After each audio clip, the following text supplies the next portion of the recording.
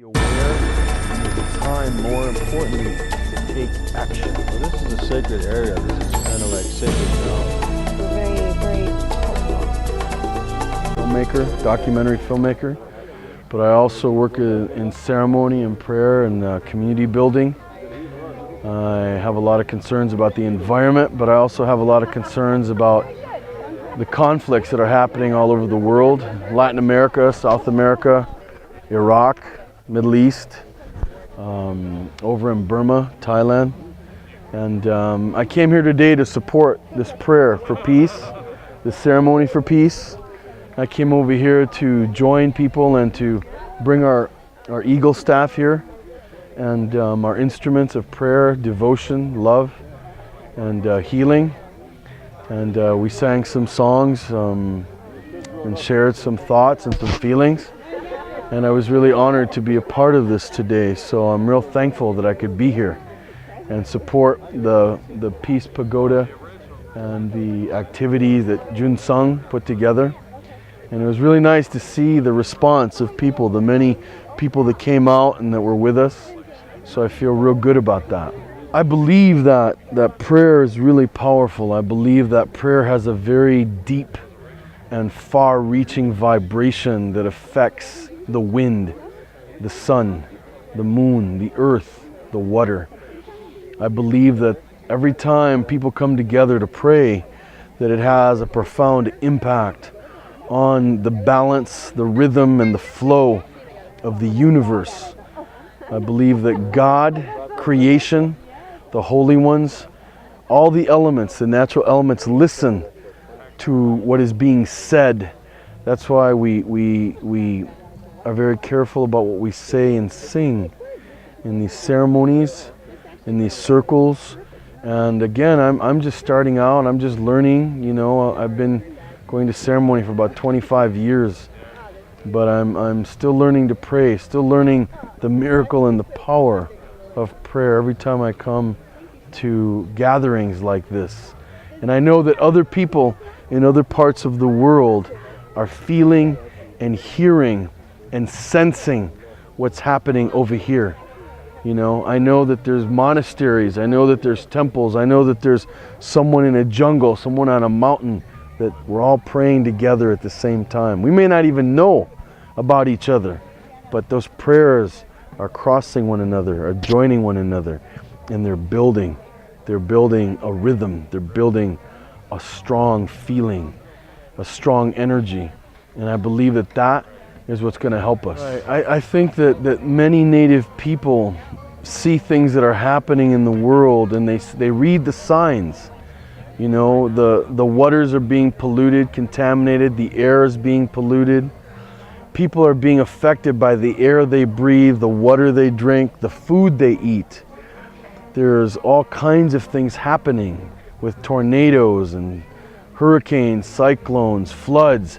The signs are there, and those signs are for us to wake up.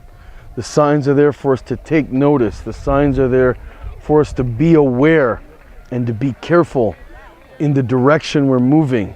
So we need to change that direction. We need to change that rhythm because it's not serving us.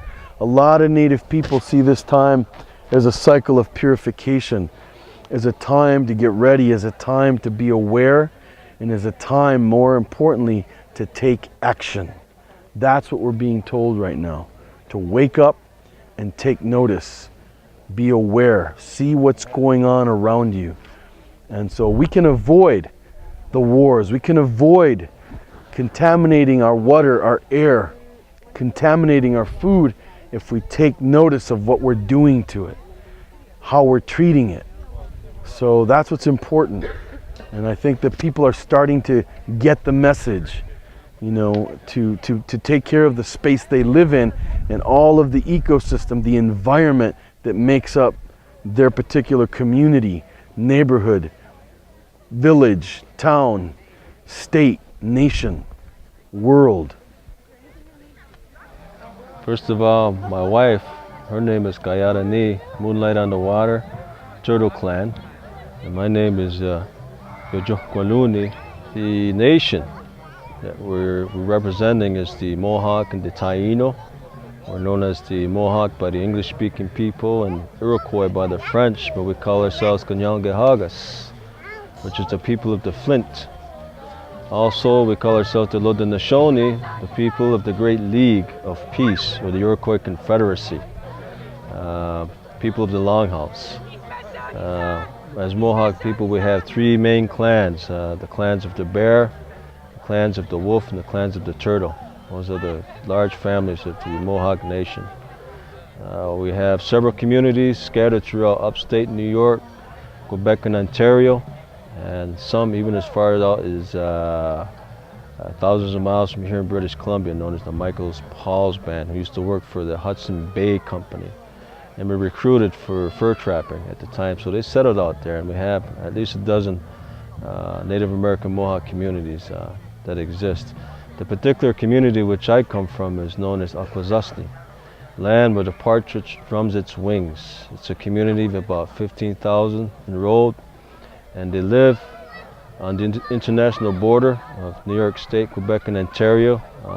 The bridge that spans across from the New York side into Cornwall, Ontario, next to St. Regis or Hogansburg, and again known as Akwesasne.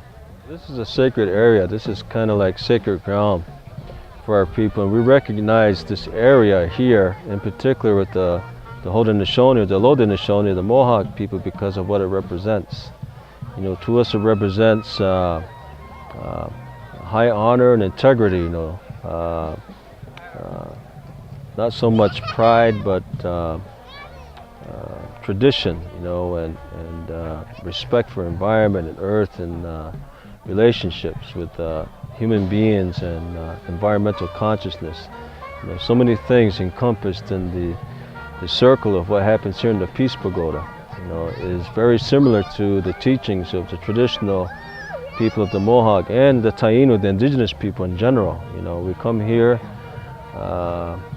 in hands of friendship, you know, to honor our earth, to honor each other, to honor our traditions, and to celebrate that we're here for another day, you know, and that we still have life in this world that sustains us, you know, and that we have to have communication and human relationship to save the world from the global crisis that it's in at this point. You know, there's just so much you could talk about that comes to mind when you come here at the Peace Pagoda. Personal perspective, I think it's a process of evolution. You know, we've been taught to think with European denominations of religion and political sciences, and we forget that, you know, modernization as we know it today, you know, tends to forget where their roots is with the environment, you know, and respect for the earth and the waters and the winds and the rains and everything that sustains us, even to the air that we breathe, you know, because of technology. We're trying to keep up with technology, and we're trying to race in this game of competition, which is destroying us.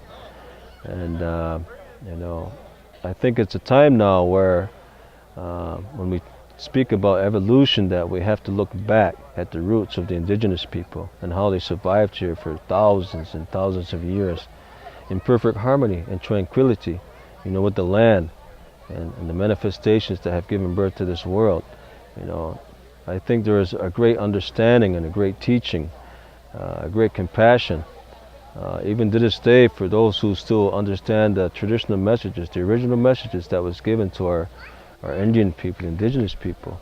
You know, that there's a compassion there, and that we can learn from them, you know, if we study and we honor and respect their ways and where they come from. So I think it's a time of progress, and it's a time of evolution, like I said on former occasions, and you know, the secrets that have been hidden or have been underground all these years are going to come forward, and they're going to bring you know, a new enlightenment, a spiritual enlightenment to this world. And I think that's the process and the stage that we're kind of getting on board with right now.